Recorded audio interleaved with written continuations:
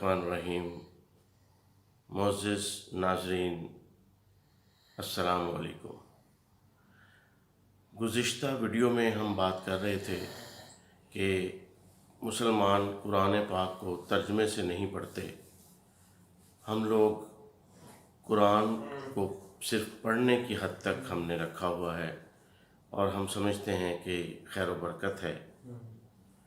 तो कुरान पाक को समझने के बग़ैर पढ़ना से क्या फ़ायदा हो सकता है, सिवाय इसके कि जितनी देर तक हम कुरान पाक खोल कर बैठे रहेंगे किसी खबासत से बच जाएंगे, किसी बुराई से बच जाएंगे, ग़ीबत करने से बच जाएंगे, बदज़ुबानी से बच जाएंगे, बुरे ख़यालात से बच जाएंगे। ये तो अपनी जगह पे कुरान की खैर व बरकत है कि जब हम उसे सिर्फ़ खोल के बैठ जाते हैं और कुरान नाज़रा पढ़ते हैं, देख के पढ़ते हैं, अरबी पढ़ते हैं, बग़ैर समझे हुए पढ़ते हैं, तो तब भी हमें यहाँ तक तो खैर व बरकत इनाम के तौर पे हमें मिलती है।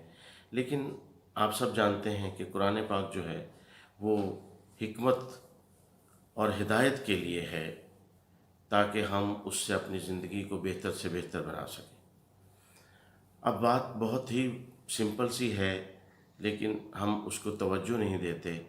मैं अक्सर ऐसा करता रहता हूँ, स्टूडेंट से पूछ लिया, किसी क्लास में पूछ लिया, इवन एक दफ़ा मस्जिद में भी ऐसा हुआ कि जहन में आई बात, तो जो लोग बैठे थे बुज़ुर्ग भी थे, उसमें माथे पे मुहराबे भी और जनाब हाजी भी, उम्रा किया हुआ, हज किया हुआ और पक्के नमाजी, तहज्जुद गुज़ार, उन लोगों से भी जब ये पूछा गया कि जनाब ताउज़ और तस्मिया, ये आउज़ बिल्लाहि मिनश शैतानिर रजीम और उसके बाद सुब्हानक अल्लाहुम्मा व बिहम्दिक, ये जो हम पढ़ते हैं, ये ज़रा इसका तर्जुमा सुना दें।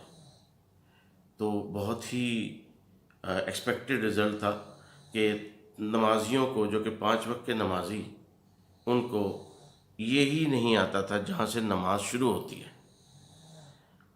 तो ये फिर हम अगला सवाल ये है कि आप अल्लाह को क्या कह रहे हैं, अल्लाह आपको क्या कह रहा है। इसी तरह से आप किसी से पूछ के देख लें, कॉमन डे ऑब्जर्वेशन की बात है, अत्तहियातु लिल्लाहि वस्सलातु तय्यबात, आप इसका अत्तहियात का तर्जुमा किसी से पूछ के देख लें, नमाजी से, जो बड़ी भाग भाग के नमाज़ें पढ़ता हो, 5 वक्त का नमाजी हो, और उससे आप पूछें जी अत्तहियात का तर्जुमा सुना, तो वो कहेगा जी वो तो नहीं आता, तो वो तो हमने कभी पढ़ा ही नहीं, ऐसे ही नमाज मेरे बाप दादा भी पढ़ते थे, हमें तो यही सिखाई गई है। तो सिंपल सा सवाल है कि अच्छा आपने नमाज़ पढ़ी अल्लाह के हुजूर, तो इस जो आपने सारी अलिफ से लेके ये तक नमाज मुकम्मल की, इसमें अल्लाह ने आपको क्या फरमाया? हाँ जी वो तो नहीं पता, बस नमाज है। और आपने अल्लाह से क्या दुआ मांगी? जी वो भी नहीं पता।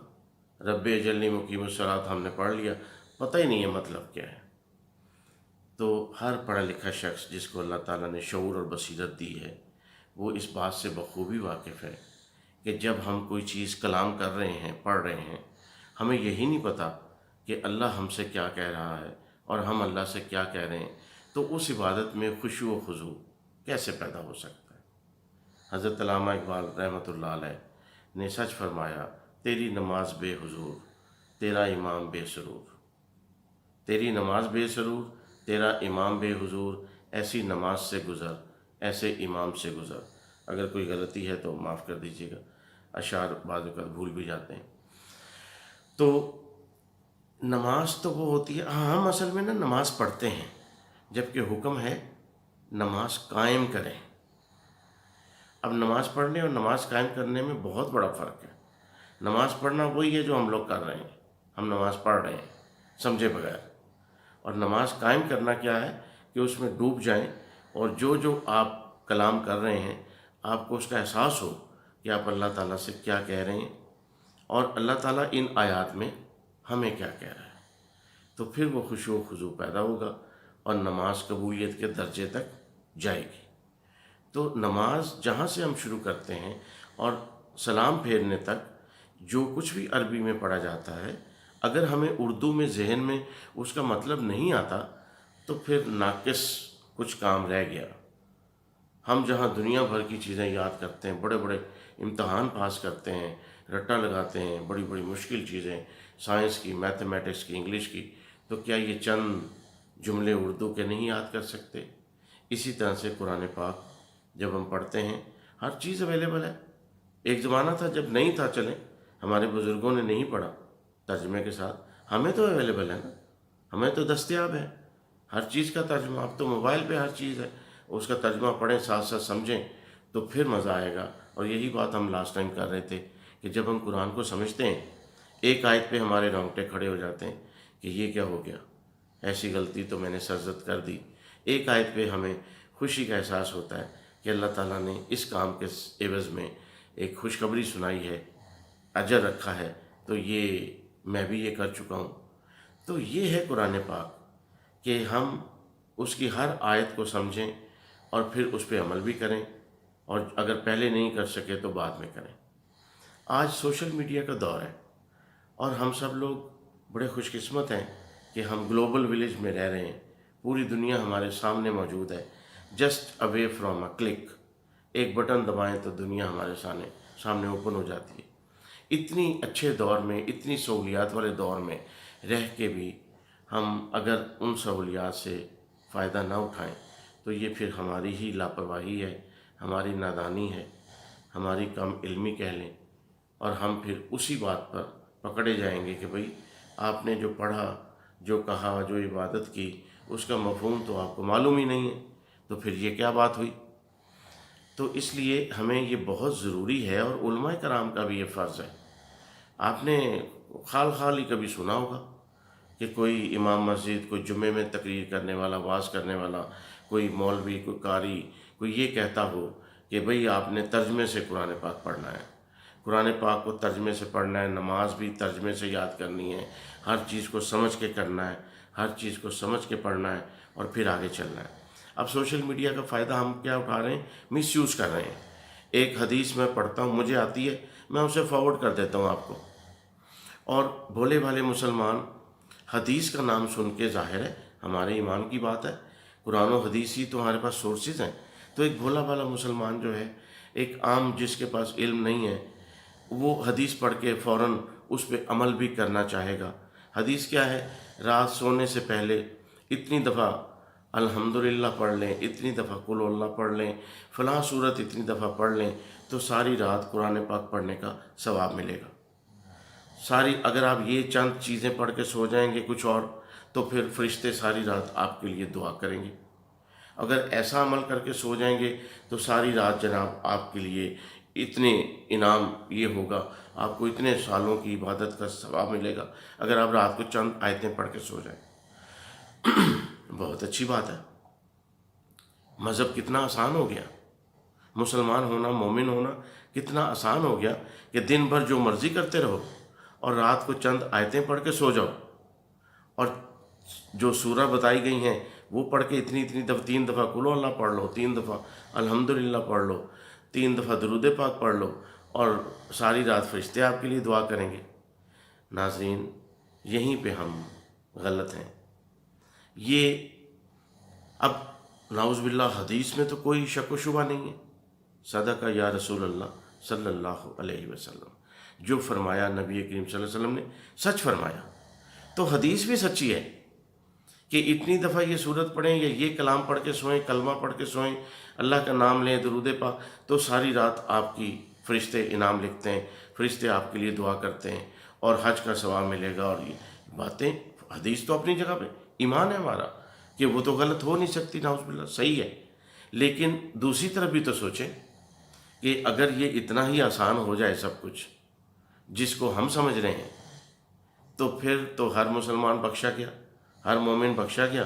ساری رات سونے سے پہلے چند وظائف کر لیں اور ساری رات فرشتے ہمارے لیے دعا کریں، اور صبح اٹھ کے ہم اپنی خباستوں میں پھر لگ جائیں۔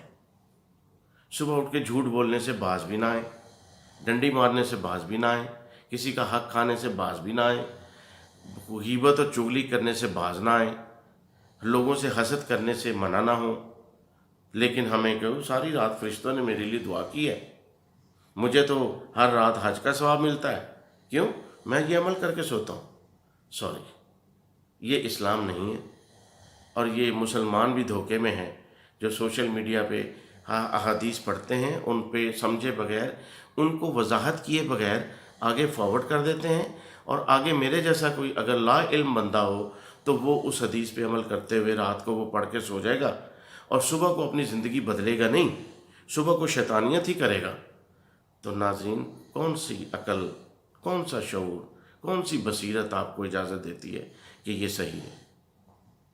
تو یہ حدیثیں کس کے لیے ہیں؟ یہ ہمارے لیے نہیں ہیں۔ اب آپ کہیں گے یہ کیا بات ہوئی، قرآن و حدیث تو رہتی دنیا تک کے لیے ہدایت ہے۔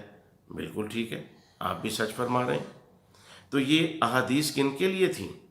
اس دور میں صحابہ کرام کے لیے تھیں، اور صحابیوں کی زندگی کیا تھی؟ نبی کریم صلی اللہ علیہ وسلم کی سنت پہ عمل کرنا، اللہ کے حکم پہ عمل کرنا۔ تو تب انہیں یہ کہا جاتا تھا، صحابی نے کہا جی میں تو اتنی خیرات نہیں کر سکتا، نبی کریم صلی اللہ علیہ وسلم فرمایا یہ پڑھ لیا کرو تو اتنے خیرات کا ثواب مل جائے گا۔ ان کے لیے تھا، تو ہمارے لیے کیا ہے؟ نہیں، حدیث آج بھی ہے، ہمارے لیے بھی ہے۔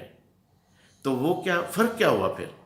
حدیثیں وہ سارے اعمال جو نبی کریم صلی اللہ علیہ وسلم نے بتائے کہ یہ آیت پڑھیں، یہ قرآن پاک ایسے پڑھیں، یہ دعا پڑھیں، سوئیں تو خیر و برکت ہوتی ہے، وہ اپنی جگہ پہ ہے، لیکن وہ اس وقت کے صحابیوں کے لیے تھی۔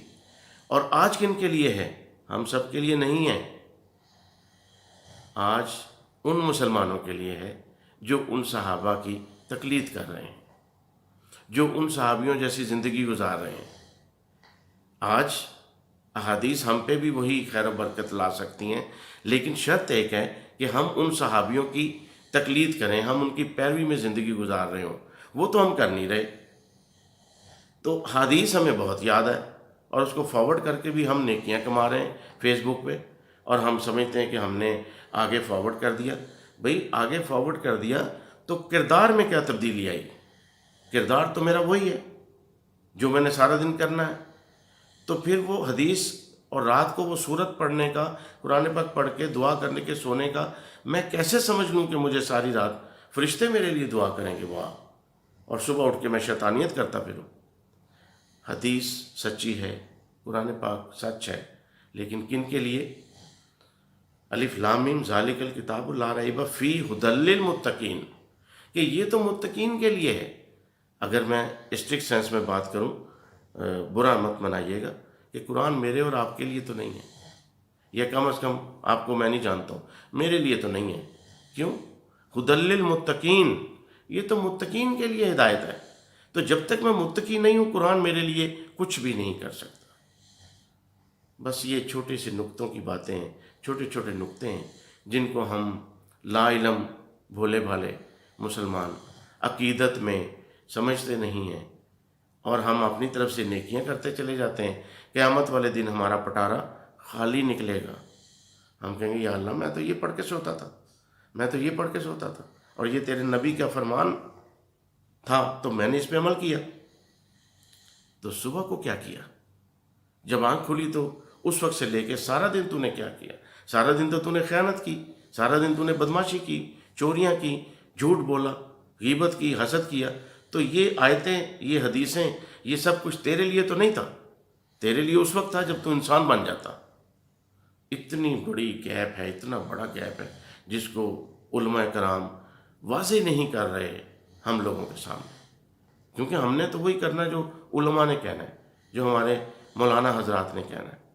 بہرحال اللہ انہیں بھی توفیق دے، ہمیں بھی توفیق دے۔ اللہ حافظ۔